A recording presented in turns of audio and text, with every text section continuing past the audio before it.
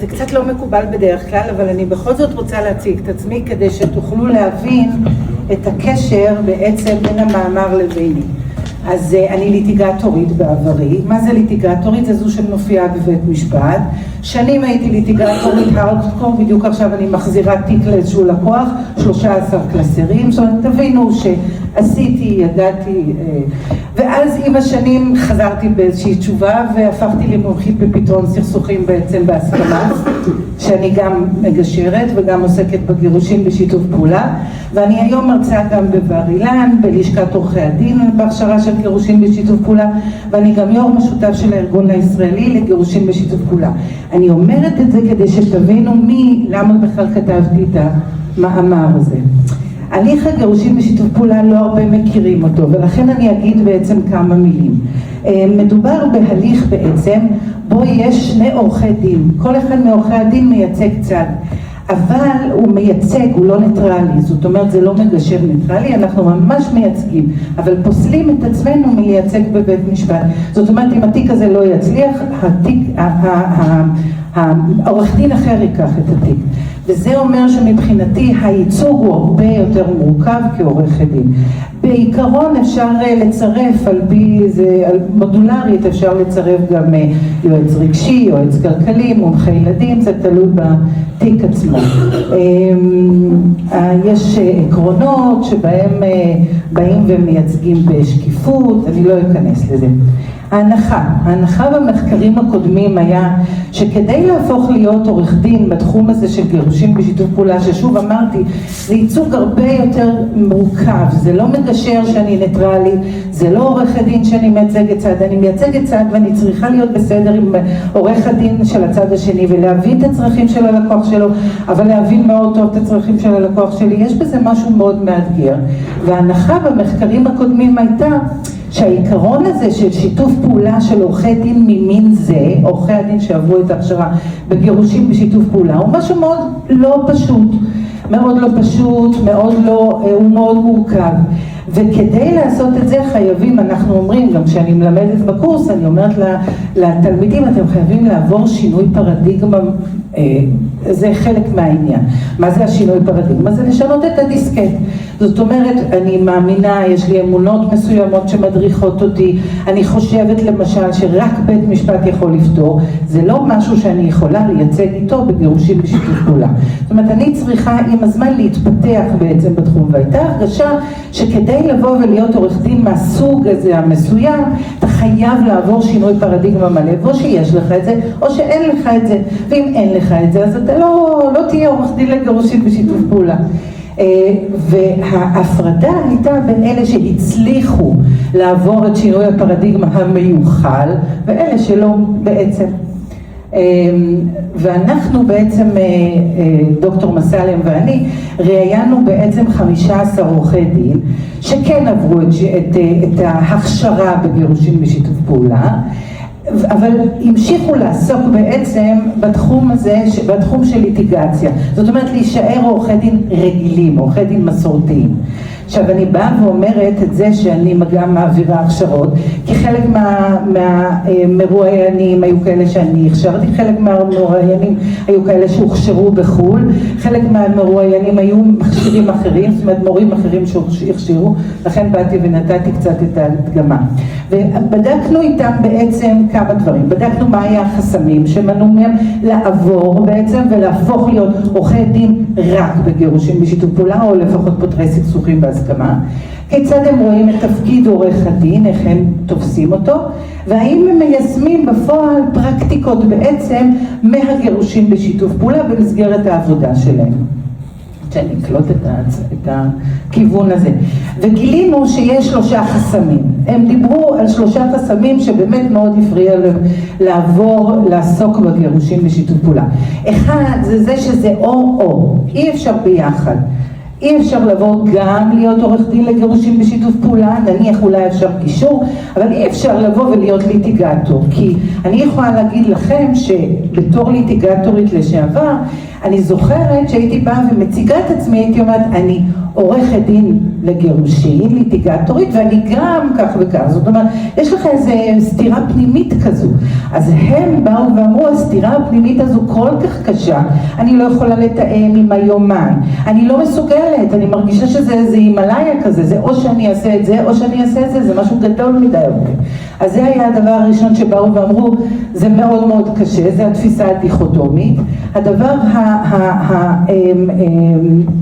החסם הנוסף היה, תפיסה לפי הגשת"פ לא מתאים לישראל. תקשיבי, מרוץ סמכויות, אני מתאר לעצמי שאתם יודעים שבדיני משפחה יש מרוץ סמכויות, בין בית משפט לבין בית הדין הרבני, שניהם מוסמכים לדון אם הגעת אליהם ראשון. איך אני יכולה לבוא וליצור קשר עם הצד השני ולהתחבר איתו, כשאני יודעת שברקע יש לי מרוץ סמכויות? לא מתאים, לא מתאים לאופי הישראלי, לא מתאים.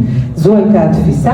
וחסמים כלכליים, אין לי מושג איך אני מצליחה להתפרנס, יש לי משרד, אני צריכה לכלכל, יש לי עובדים, איך אפשר להתפרנס מגירושין בשיתוף פעולה? וגם כל הצוות הזה, יש גם עורכי דין, גם צוות, אין לי מושג איך אני מוכרת את זה בגרשיים, אז מבחינתי אני לא יכולה. וזה היה 3 חסמים מאוד משמעותיים. ובעצם תיאורטית יכולנו לחשוב שאם יש את כל החסמים האלה והם כל כך משמעותיים, אז בעצם יכול להיות שבכלל הם לא יעסקו ולא יישאר שום זכר להכשרה שהם עברו והם ימשיכו הלאה. אבל המוזר היה שזה לא היה העניין. בעצם עורכי הדין האלה הפכו לחיה משוכללת, קצת אחרת, סליחה על הביטוי חיה, אבל משהו אחר, לא עורכי דין רגילים שהם רק ליטיגטורים וכל מה שהם רואים זה לא רואים בעיניים, ולא עורכי דין שהם מקשרים, שהם באים ורוצים לפתור סכסוכים, הם הפכו למשהו מין מוזר כזה, הוא יציר ביניים, וזה בעצם קראנו לזה על פי מושג שהופיע במאמר של פרלמן וזר גוטמן, קראנו לזה עריכת דין היברידית בעצם. וזה מין תפיסה מורכבת כזאת של תפקיד עורך הדין, שזה משלב גם בתוך העבודה של ליטיגציה, טכניקות שהן שיתופיות, וגם פרקטיקות שהן שיתופיות, וגם כל מיני רעיונות כאלה של אולי בית משפט זה מקום טוב וככה חושבים, אבל אני לא חושב בזה, אני לא מאמין בזה, שזה מוזר, כי את הליטיגטור, אתה מושך את האנשים לבית משפט, אז איך זה בדיוק מסתדר? אז התפיסה המורכבת הזו הראתה כמה דברים, ואני אבוא ואנסה להראות לכם, נראה מבחינת הזמן, סבבה? אני אנסה להראות לכם את התפיסה המורכבת, איך היא באה לידי ביטוי.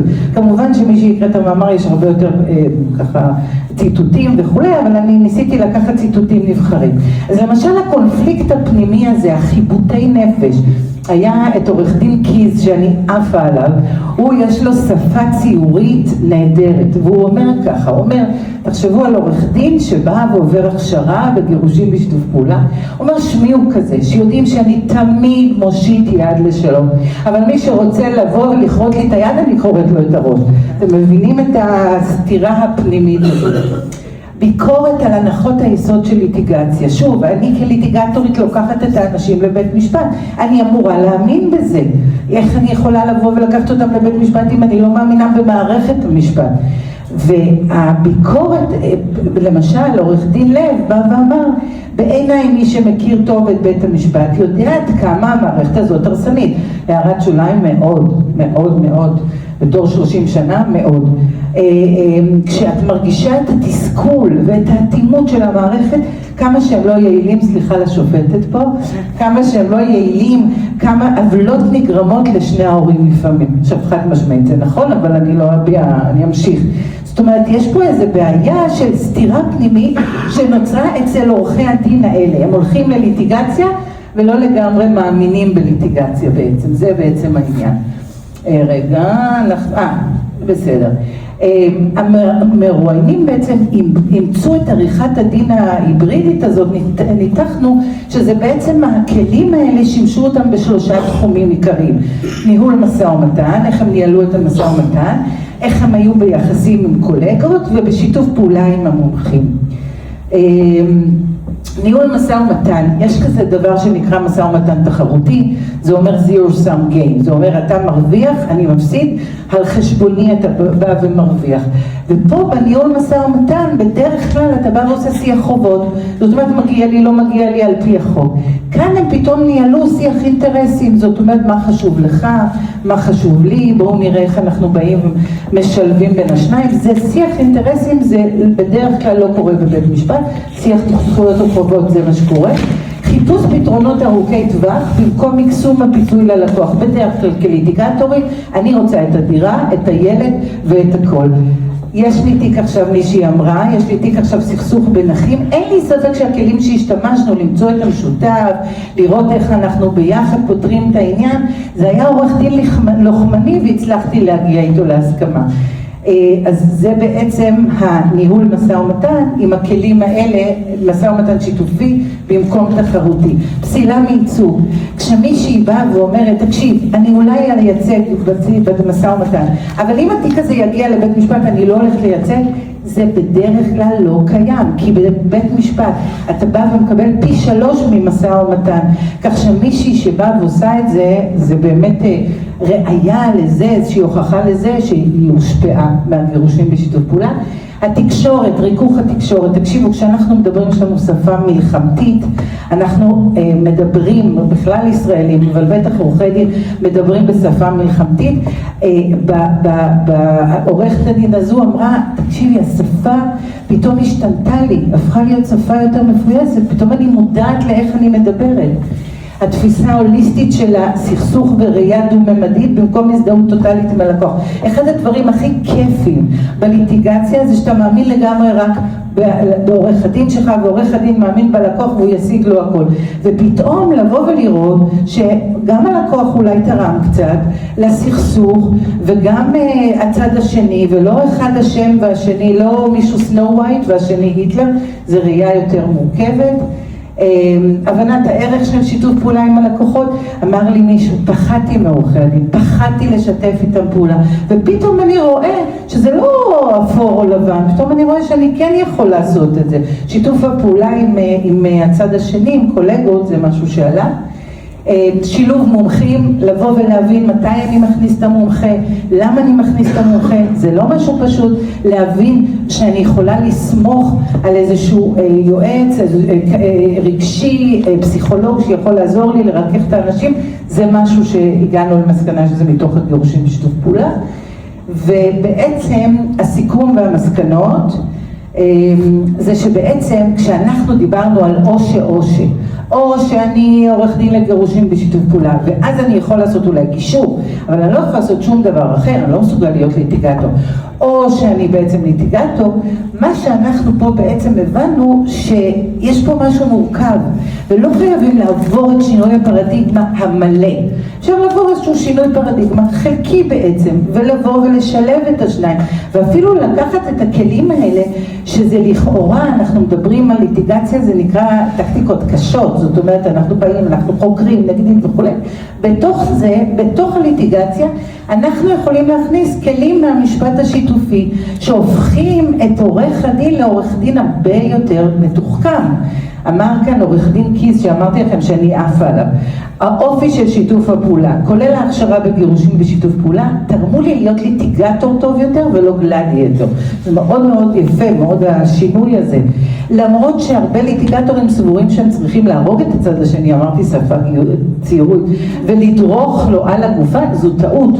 החיים עוברים, וזה נכון, להליכי גישור או פשרה, או להליכי הידברות, ובטח בדיני משפחה. לסיום, אני חושבת שהסיום שאמר עורך דין שלום זה הכי יפה.